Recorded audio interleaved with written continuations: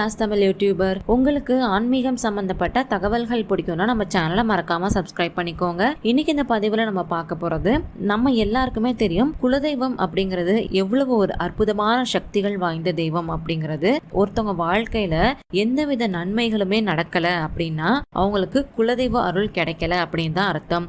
நம்ம எந்த தெய்வத்தை வழிபட்டாலும் சரி, நம்மளுடைய குலதெய்வத்தை நம்ம வழிபடாம விட்டுட்டோம் அப்படின்னா நமக்கு நன்மைகள் அப்படிங்கிறது கண்டிப்பா கிடைக்காது. அப்படிப்பட்ட பல அற்புதமான சக்திகள் கொண்ட நம்மளுடைய குலதெய்வத்தை நம்ம வீட்டுக்கு வரவழைச்சு அது மூலியமா நமக்கு நன்மைகளை பெறத்துக்கு நம்ம ஒரு எளிமையான வழிபாடை பண்ணணும். அந்த வழிபாடை நம்ம எப்படி பண்ணணும் அப்படிங்கறது தான் இப்ப நம்ம தொடர்ந்து பார்க்க போறோம். அதுக்கு முன்னாடி நீங்க நம்ம சேனலை இன்னும் சப்ஸ்கிரைப் பண்ணாம பாத்துக்கிட்டு இருக்கீங்கன்னா சப்ஸ்கிரைப் பண்ணிட்டு பார்க்கறதுக்கு கொஞ்சம் கன்சிடர் பண்ணுங்க. இப்ப வாங்க நம்ம வீடியோக்குள்ள போயிடலாம்.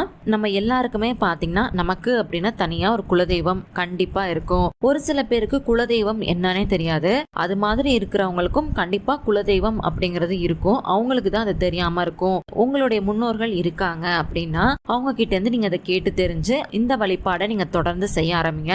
யார் ஒருத்தவங்க தொடர்ச்சியா விடாம குலதெய்வத்தை வழிபாடு செஞ்சுக்கிட்டே வராங்களோ அவங்களுடைய வாழ்க்கை பாத்தீங்கன்னா எப்போதுமே ஒரு ஏற்ற பாதையை நோக்கி மட்டும்தான் போகும். அதே மாதிரி நம்ம எந்த ஒரு செயலை செய்யறதா இருந்தாலும் சரி, குலதெய்வத்தை வழிபாடு செஞ்சுட்டு அதுக்கப்புறம் தான் அந்த செயலை நம்ம தொடங்கணும். அப்பதான் நம்ம செய்யக்கூடிய செயல் வெற்றியா நமக்கு அமையும். இது மாதிரி குலதெய்வத்தை பத்தி சொல்லணும் அப்படின்னா நிறைய விஷயங்கள் இருக்கு. இதோட மட்டும் இல்லாம எந்த தெய்வத்தை நம்ம வழிபட்டாலும் சரி, அந்த தெய்வத்துடைய அருள் நமக்கு பரிபூரணமா கிடைக்கணும் அப்படின்னா குலதெய்வத்துடைய அருள் இருந்தா மட்டும்தான் நமக்கு கிடைக்கும். இவ்வளவு சிறப்புகள் மிகுந்த குலதெய்வத்தை நம்ம வீட்டுல எந்த முறையில வச்சு வழிபாடு பண்ணலாம் அப்படிங்கறத இப்ப நான் சொல்றேன். நம்மளுடைய வீட்டு பூஜை அறையில எந்த தெய்வத்துடைய படம் இருக்குதோ இல்லையோ, குலதெய்வத்துடைய படம் அப்படிங்கிறது கண்டிப்பா இருக்கணும். அதுலயும் பாத்தீங்கன்னா ரொம்ப முக்கியமான ஒரு விஷயம் என்னன்னு பாத்தீங்கன்னா குலதெய்வத்துடைய படம் தான் இருக்கிறதுலே பெருசா இருக்கணும். அது மட்டும் இல்லாம நம்ம பூஜை அறையில நடுவுல நம்ம வைக்க வேண்டிய படமுமே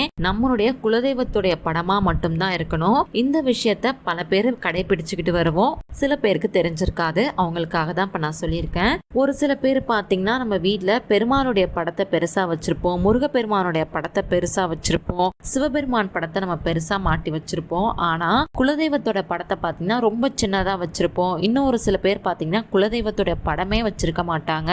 அது மாதிரி நம்ம கண்டிப்பா இருக்க கூடாது. இப்படி குலதெய்வத்தோட படத்தை நம்ம சின்னதா வச்சிருந்தாலோ இல்ல குலதெய்வத்தோட படமே இல்லை அப்படின்னாலோ குலதெய்வத்தோட அருளும் ஆசிர்வாதமும் நமக்கு எப்படி கிடைக்கும்?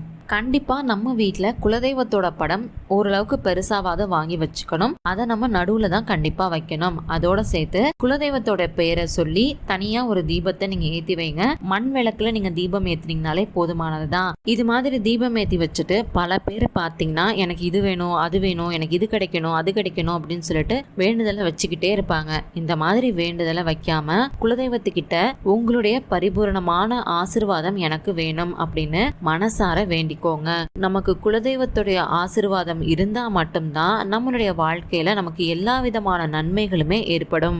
இந்த பதிவுல நான் சொல்லியிருக்கக்கூடிய விஷயங்கள் பாத்தீங்கன்னா நம்ம எல்லாருமே எளிமையா கடைபிடிக்கக்கூடிய விஷயங்கள் தானே. முடிஞ்ச வரைக்கும் நம்ம எல்லாருமே இந்த விஷயங்களை கடைபிடிச்சு குலதெய்வத்துடைய அருளை பெற்று நம்மளுடைய வாழ்க்கையில பல நன்மைகளை பெற முடியும் அப்படிங்கிற கருத்தோட இன்னைக்கு இந்த பதிவை நான் இங்க நிறைவு செய்றேன். உங்களுக்கு இந்த பதிவு பயனுள்ளதா இருந்துச்சு அப்படின்னு நினைச்சீங்கன்னா மறக்காம லைக் பண்ணி ஷேர் பண்ணி கமெண்ட் பண்ணுங்க. அது மட்டும் இல்லாம உங்களுக்கு ஆன்மீகம் சம்பந்தப்பட்ட எந்த மாதிரியான பதிவுகள் வேணும் அப்படின்னு நினைக்கிறீங்களோ நம்ம சேனலோட மெயில் ஐடியிலயோ இல்ல கீழே இருக்க கமெண்ட் பாக்ஸ்ல கூட எனக்கு தெரியப்படுத்துங்க.